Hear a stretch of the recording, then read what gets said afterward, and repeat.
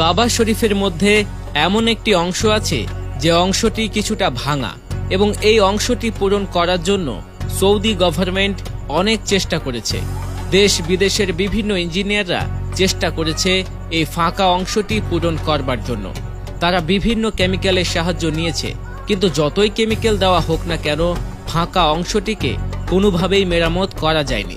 এরপর ইঞ্জিনিয়ার্স জানতে পারে যে হযরত আলী রাদিয়াল্লাহু তাআলা আনহুর মা এই ফাঁকা অংশ দিয়ে কাবা ঘরের মধ্যে প্রবেশ করেছিলেন, এবং সেখানে হযরত আলী রাদিয়াল্লাহু তাআলা আনহুর জন্ম হয়। যে আলী ছিলেন বদর যুদ্ধে বিশেষ বীরত্বের জন্য মুহাম্মদ সাল্লাল্লাহু আলাইহি ওয়াসাল্লাম তাকে জুলফিকার নামক একটি তরবারি উপহার দেয়।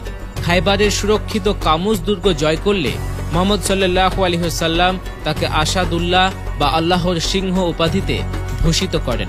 এছাড়াও নবী করিম সাল্লাল্লাহু আলাইহি ওয়াসাল্লাম কাদির খুমের ভাষণে তাকে মুমিনদের মাওলা হিসেবে আখ্যায়িত করেন। তখন ইঞ্জিনিয়াররা বুঝে গিয়েছিল যে রাস্তা আল্লাহ তাআলা নিজেই খুলে দেন, সে রাস্তা বন্ধ করার ক্ষমতা পৃথিবীর কোনো মানুষেরই নেই।